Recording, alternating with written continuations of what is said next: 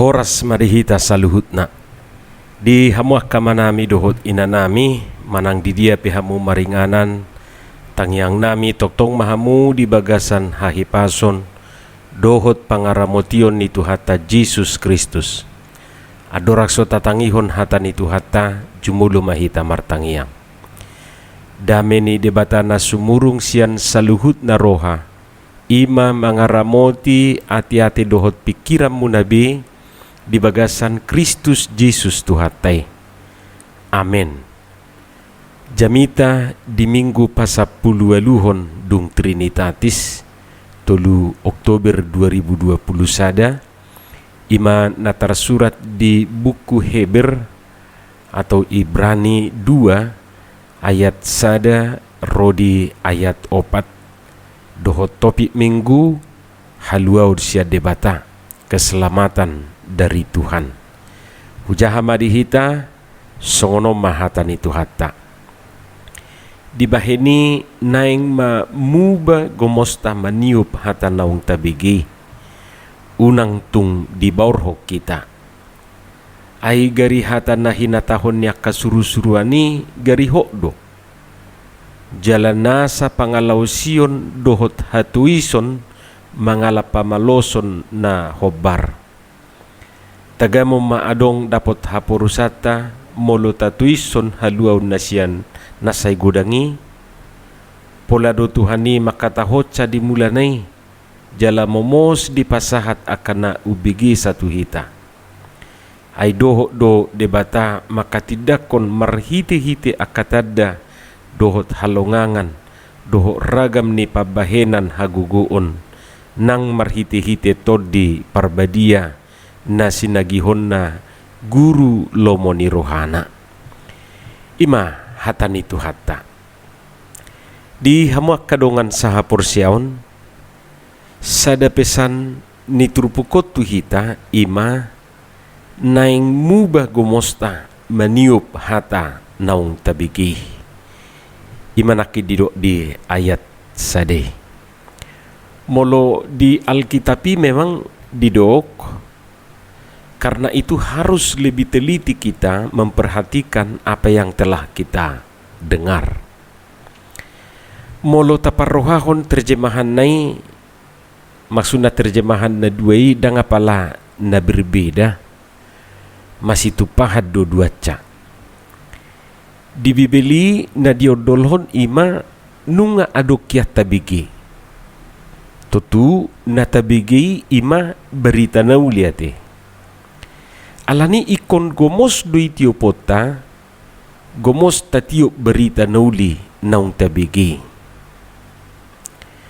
Jadi molo didok gomos tiopon gabe sahira na marhabung manang sahira na marpat hatai digobar horupani.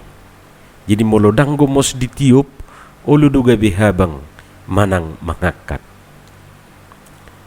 Anggo si Maria didok di Lukas 2 ayat 10 siai dipeop dohatai sudena jala di pahusor-husor di bagasan rohana menyimpannya di dalam hatinya dan merenungkannya ima molo si Maria alai adong dosia kita on masuk sian sihab dirang haruar sia-siamun nah molo sono lumayan do piate lapatan na sanga dope di bolus bohama molo laos mental masuk sian sihab birang laos mental sian sihab birang jadi dak sanga di bolus sia-siamu jadi di Bibeli didok ikomu bagomosta maniup hata naung tabigi alai molo di Alkitab kesan na ima hira gudang naung tabigi banyak hal yang kita dengar. Sangkin banyaknya kita tidak tahu mana kabar baik dan mana kabar buruk. Yang mana berita yang benar dan mana yang hoax. Karena itu kita harus lebih teliti memperhatikan apa yang telah kita dengar. Artinya jangan asal didengar. Teliti dulu kebenarannya. Sekarang banyak modus-modus penipuan melalui pemberitaan atau melalui pesan-pesan singkat, bahkan melalui media sosial seperti Facebook, WA, WhatsApp, Messenger, dan lain-lain. Ada yang mengatakan kalau kita terpilih salah satu pemenang undian, entah undian apa itu, padahal kita nggak pernah mengikuti undian tersebut. Atau dikatakanlah kita terpilih salah satu penerima subsidi pemerintah dengan subsidi ratusan juta rupiah, tidak tanggung-tanggung. Lalu kita diarahkan untuk masuk ke link yang sudah mereka persiapkan. Jadi kalau kita tidak hati-hati dan tidak cermat membaca berita yang disampaikan kepada kita itu, ya kita gampang tertipu dan bisa menguras habis uang yang ada di ATM atau di buku tabungan kita. Karena itu sangat tepat pesan firman Tuhan hari ini, kita harus lebih teliti memperhatikan apa yang telah kita dengar.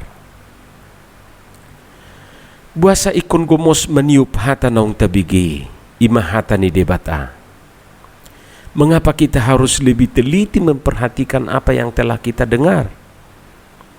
Dikatakan di dalam nats ini, masih di ayat 1, supaya kita jangan hanyut di bawah arus. Jadi satu-satunya cara supaya tidak terbawa arus adalah ya harus punya pegangan. Jadi selama ada pegangan, sekalipun arusnya deras, kemungkinan masih ada harapan untuk selamat. Jadi persoalannya sekarang adalah bukan seberapa besar arusnya, tetapi seberapa kuat dia berpegang pada pegangan tersebut. Itulah yang dikatakan di dalam firman ini. Kurang lebih seperti itulah keberadaan orang Kristen di tengah-tengah derasnya arus dunia ini. Kita harus punya pegangan yang jelas. Kita harus berpegang kepada kebenaran firman Tuhan. Kaitannya dengan keselamatan sebagaimana dikatakan di dalam topik minggu hari ini. Kita harus berpegang kepada kebenaran firman Tuhan yang mengatakan bahwa satu-satunya jalan keselamatan itu hanya ada di dalam Yesus Kristus Tuhan kita. Tidak ada yang lain. Tidak ada jalan yang lain. Ini pegangan kita. Bapak Ibu, dalam hal ini tidak berlaku ungkapan yang mengatakan banyak jalan menuju Roma. Bapak Ibu dan Saudara terkasih, Petrus dan Yohanes mengatakan satu kebenaran di hadapan sidang di Yerusalem ketika mereka diadili oleh pemimpin-pemimpin Yahudi serta tua-tua dan ahli-ahli Taurat. Dan keselamatan tidak ada di dalam siapapun juga selain di dalam Dia, maksudnya Yesus Kristus, sebab di bawah kolong langit ini tidak ada nama lain yang diberikan kepada manusia yang olehnya kita dapat diselamatkan. Itu boleh kita baca di Kisah Rasul 4 ayat 12. Bapak Ibu dan Saudara, itu pula yang ditekankan dan dipesankan penulis surat ini kepada orang-orang Ibrani yang sudah menjadi pengikut Kristus ketika itu, dan termasuk kepada kita saat ini. Mereka tidak boleh ragu tentang kebenaran itu. Kita pun tidak boleh ragu akan kebenaran tersebut. Sekalipun ada banyak ajaran di luar sana yang menawarkan keselamatan, bahkan yang mengklaim dirinya juru selamat.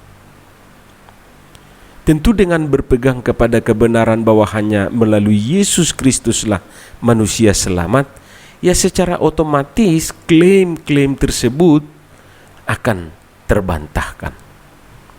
Ido sitio pota. Jala tatiuk mei gomos.